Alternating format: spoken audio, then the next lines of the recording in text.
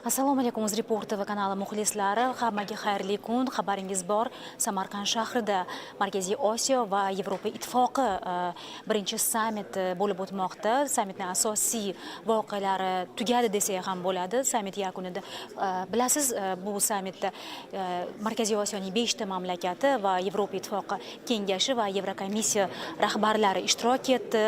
Sammit yakunida Samarqand konferensiyasi Samarqand deklaratsiyasi imzolandi va aynan shu hujjat bilan Markaziy Osiyo va Yevropa Ittifoqi o'rtasidagi aloqalar strategik darajaga ko'tarildi. Biz hozir butun mana ko'ryapsiz, butun dunyodan kelgan ommaviy axborot vositalari hozir muhim press konferensiyaga tayyorgarlik ko'ryapmiz va mana kutib turibmiz. Hozir bu yerga Yevropa kengashi prezidenti Antonio Koshta va Yevrokomissiya prezidenti Ursula von der Leyen kelib ommaviy axborot vositalariga avval bayonot beradi va undan keyin bizning savollarimizga javob berish kerak. Hozir hamma bu yerda kutyapti. Bizga mana hozir boshlanadi deb xabar berishdi.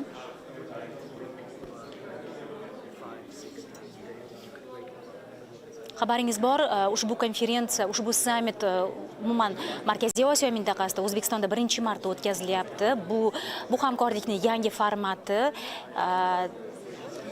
Aynan sammit doirasida 5 ta prezident, Markaziy Osiyoning 5 ta prezidentlari va Yevropa rahbarlari, Yevropa Ittifoqi rahbarlari bu yerda o'zaro hamkorlikning yangi mexanizmlarini muhokama qilishdi, ularni ishlab chiqishdi va aynan shu mexanizm, aynan shu platforma bu yog'iga ikki mintaqa o'rtasidagi aloqalarni yuqori bosqichga ko'taradi, umuman yangi bosqich bo'ladi deya fikrlarni bildirishdi.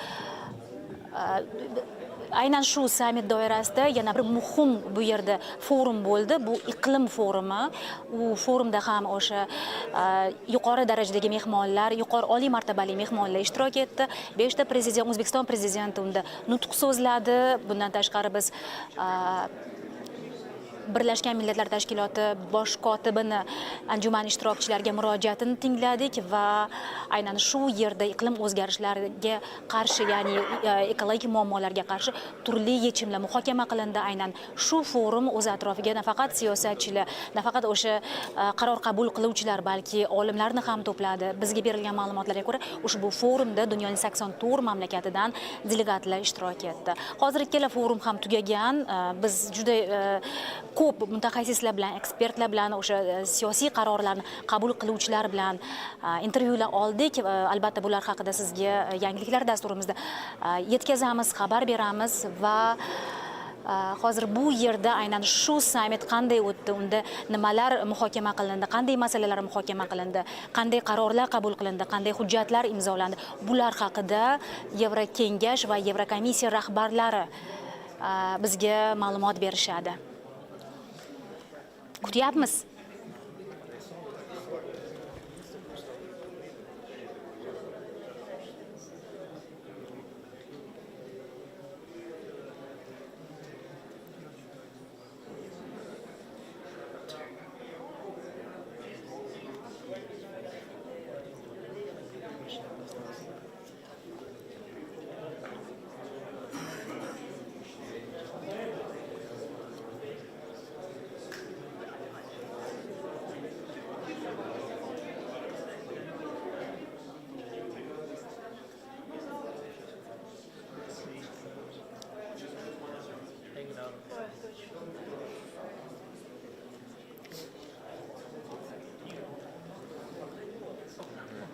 Menimcha kelishyapti.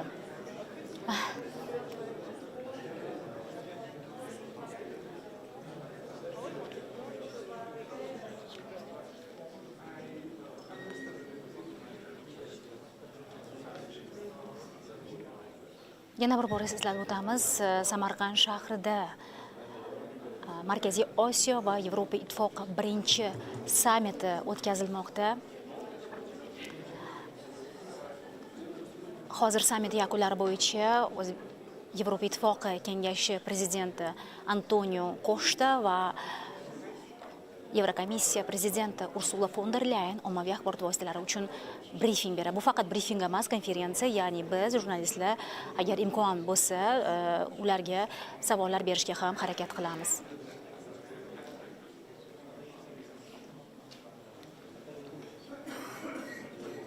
Hamma kutyapti.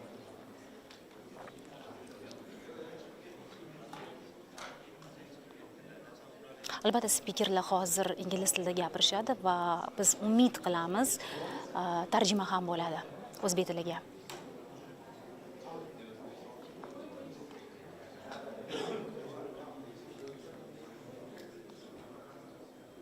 To'g'risi, bu matbuot anjumani soat 3dan 15 minut o'tganda boshlanishi kerak edi, lekin ichkarida muhokamalar, muzokaralar juda ham qaynoq bo'lyapti va shu sababli ham menimcha biz kutgan matbuot anjumani biroz kech qolyapti.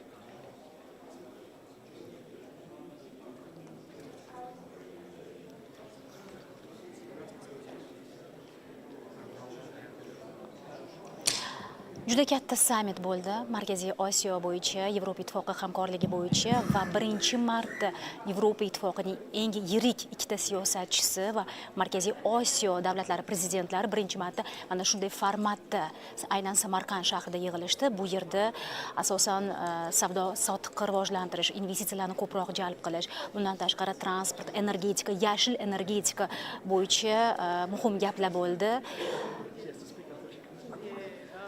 Umuman so'nggi yillarda O'zbekiston bilan Yevropa Ittifoqi, Markaziy Osiyo bilan Yevropa Ittifoqi o'rtasida munosabatlar juda ham faollashgan, kelishyapti.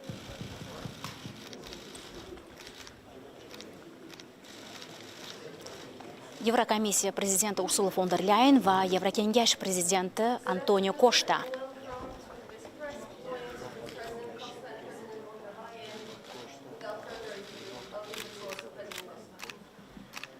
Good afternoon, dear Ursula. Samarkand's legacy as a bridge between East and Western makes it the ideal setting for the first ever summit between Central Asia and the European Union. Today marks the beginning of a new chapter in our partnership. We are elevating our ties for a strategic level, reflecting the vast potential ahead. In recent years, Central Asian countries have strongly developed their regional cooperation, and the EU is a reliable partner for Central Asia, and this summit is not a destination, but is a journey that we are advancing through concrete action. We aim to strengthen economic ties, trade and investment. We have already signed bilateral partnerships with Kazakhstan and Kyrgyzstan. And this year we will sign our bilateral cooperation partnership agreement with Uzbekistan and next year with Tajikistan. Talks with Turkmenistan will begin soon. Our the President of the European Commission, Ursula von der Leyen, early announced, we are mobilizing more than 12 billion euros for the region on behalf of the Global Gateway Initiative. And we are committed to enhancing digital and sustainable transport connectivity, including the development of the Trans-Caspian Transport Corridor. And we are facilitating European investment and technological development in critical raw materials. Climate change is a key area for joint action. We are taking action to promote sustainable water management, agriculture, energy transition, and the development of a green economy. We face shared security challenges and are prepared to intensify our efforts through a regular security dialogue. Afghanistan remains a concern, and we discussed the security situation and the potential spillover risks to Central Asia and Europe.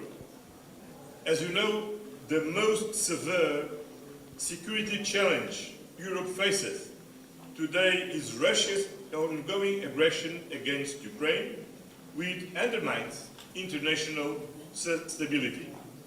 We hope the new momentum leads to a comprehensive, just and lasting peace in Ukraine, and we must work together in a common effort to guarantee it.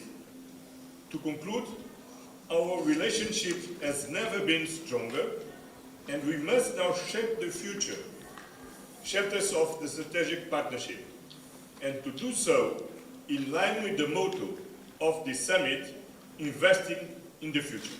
Thank you very much. Yes, first of all, I want to thank President Mirziyoyev for his amazing hospitality. Antonio and I agree, Samarkand is simply breathtaking. We have visited Samarkand's historic treasures, the Registran Square, the Ulubek's Observatory, and the Amir Temur Mausoleum. This ancient city has been at the crossroad of so many civilizations for so long. And this is why it is such a fitting venue for the first EU Central Asia Summit. This is the beginning of a new chapter in our long-standing friendship. Central Asia is a partner of choice for us. So today we have launched the new strategic partnership. It means that we can rely on each other, and relying on each other in today's world, this matters more than ever. The political will to deepen our cooperation like never before is there, and it has never been clearer. As a great start of this new chapter, we have launched a package in our Global Gateway investment program of 12 billion euros for the region.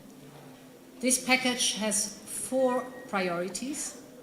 The first is transport. Indeed, the aim is to bring our regions closer. And of course, a flagship project is the Trans-Caspian Transport Corridor, where the European Union is investing 10 billion euros. The second element is climate, energy and water. This is crucial to protect the land and our nature and our climate, and we just had a very successful climate forum here in Samarkand. We are also building gigantic dams, the Rogun Dam and the Kambarata Dam, to support the region's water and energy security. And we are also creating a new green belt in the Aral Sea basin for the desert to bloom with life again. The third topic is digital, and it concerns our world-class satellites. We're partnering to bring via our satellites internet to the most remote areas of the region, because we all know that when internet arrives to a school or a village, it gives fantastic new opportunities. And here we want to connect remote villages, we want to connect schools, we want to connect hospitals via the ground stations for the satellites. Finally, indeed, the critical raw materials. We all need the critical raw materials to power the clean transition and the clean economy of tomorrow. Central Asia has a significant share of global reserves, and Europe wants to give a fair offer, a special offer. As partner, we want to build local value chains for the critical minerals. This means that the value created here in the region stays in the region, and it creates good jobs. Because we think when our partners grow, also Europe grows. And this is our vision of a fair partnership. This is the Global Gateway approach. And I'm very glad to see our partners so determined to implement these great projects together. So thank you very much, and I'm honored to be part of this historic summit here in Samarkand.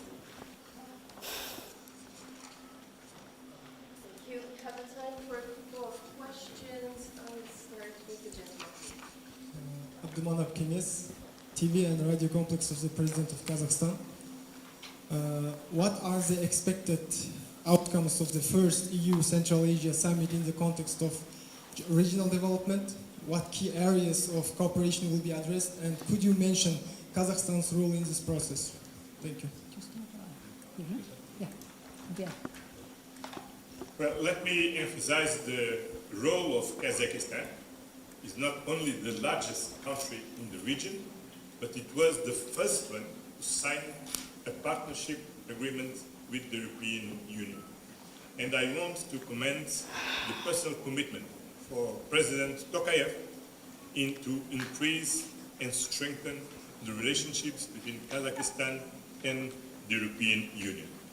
Of course, it's always time to expand our cooperation, and we want to expand.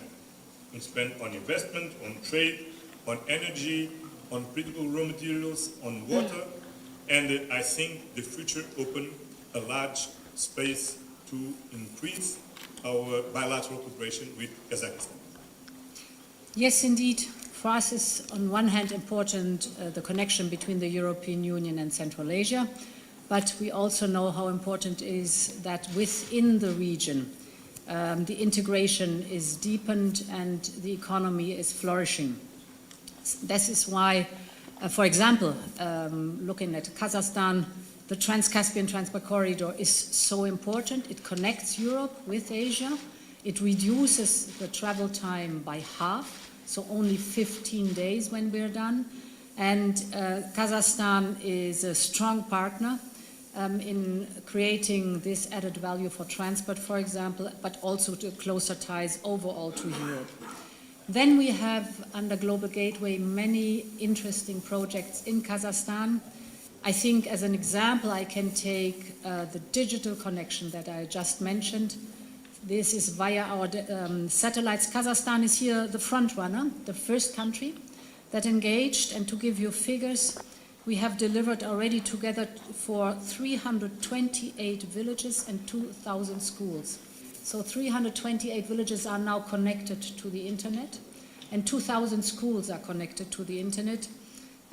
This is thanks to the excellent cooperation with Kazakhstan, and we're grateful and proud of it. Good afternoon.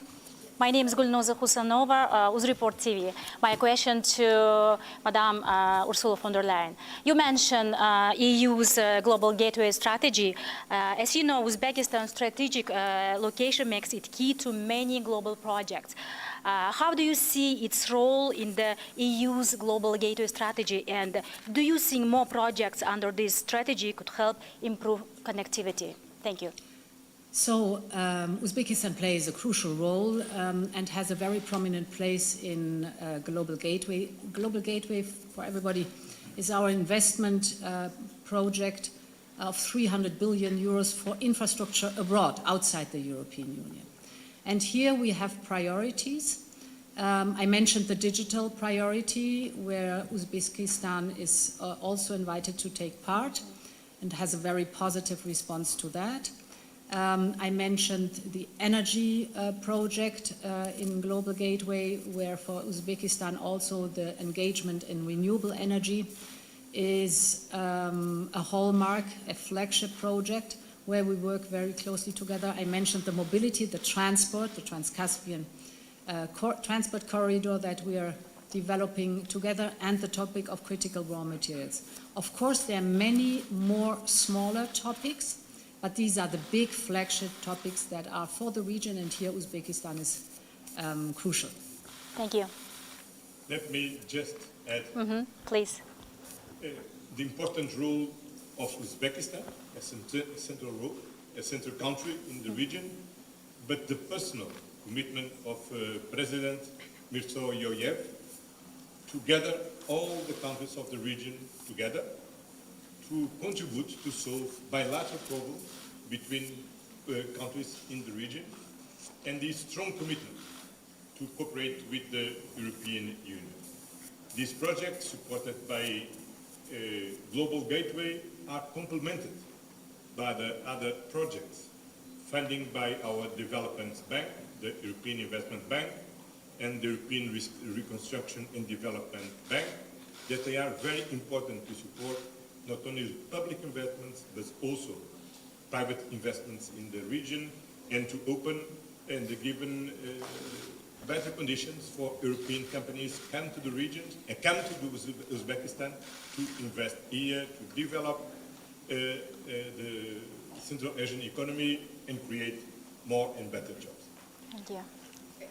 One more question. Sebastian E. vom ZDF zur Kommissionspräsidentin von der Leyen. China und Russland sind schon seit Jahrzehnten in Zentralasien aktiv. Wie will die Europäische Union die zentralasiatischen Staaten überzeugen, dass sie der bessere Partner sind? Was kann die EU Zentralasien anbieten? I will repeat this question in English. China and Russia have long been active in Central Asia. How does the European Union intend to convince the Central Asian states that it is the better partner? What can the EU offer Central Asia?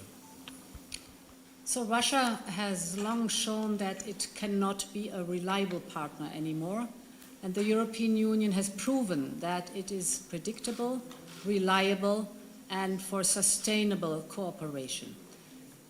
If we look at the projects for the European Union, it is important that our partners benefit from them too. And in contradiction to the aforementioned countries, the European Union, for example, when it comes to critical raw materials, is a completely different partner. In the past, China, often Russia, extracted raw material, took them to their countries, processed there, and the added value is there. So in the country of origin, no added value. We have a different approach. We think it's absolutely important that you create the value, the added value locally, so that it creates jobs, and that the added value chain is within the country of origin. We think this is better for our partners in the long term, and it is also better for the European Union. Einmal nochmal auf Deutsch. Russland zeigt schon lange, dass es kein verlässlicher Partner ist. Und die Länder der Region hier haben auch erfahren, dass es bedeutet, mit China zusammenzuarbeiten, wenn die Bedingungen nicht klar sind und China die kritischen Rohmaterialien aufkauft und in China weiterverarbeitet. Wir haben einen anderen Ansatz. Wir sind verlässlich, wir sind berechenbar. Und für uns ist es wichtig, dass wir vor Ort investieren, sodass nicht nur bei kritischen Rohmaterialien von allem abgebaut wird. Hier legen wir ganz großen Wert auf die Umweltverträglichkeit, die Art und Weise, wie kritische Rohmaterialien abgebaut werden, sondern wir investieren vor Ort, dass dort die Weiterverarbeitung der kritischen Rohmaterialien stattfindet. Das schafft Arbeitsplätze, das schafft Mehrwert vor Ort und das ist der Unterschied. Well,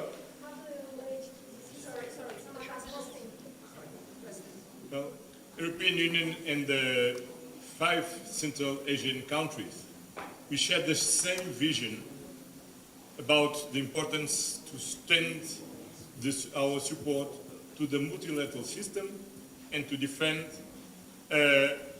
rules-based international order. This is critical. The alternative of rules-based order is chaos, and we need to avoid chaos, and the international law must prevail. That means respect sovereignty, territorial integrity, respect the international recognized borders, and we share the same vision. And over the last 3 years, these principles was tested, and our solidarity and our capacity to work together have proved very well. And that's why I think we need to continue to work together to ensure a just and lasting peace also in Ukraine. And because this region is historical and geographical, a strategic one, as a bridge between the Eastern and West, between the European Union and China, between the European Union and Russia, and this is the add value of this very special relation we are developing with the Central Asian countries and them with the European Union. Thank you. Very much. Thank you. What will Europe be as the investment package?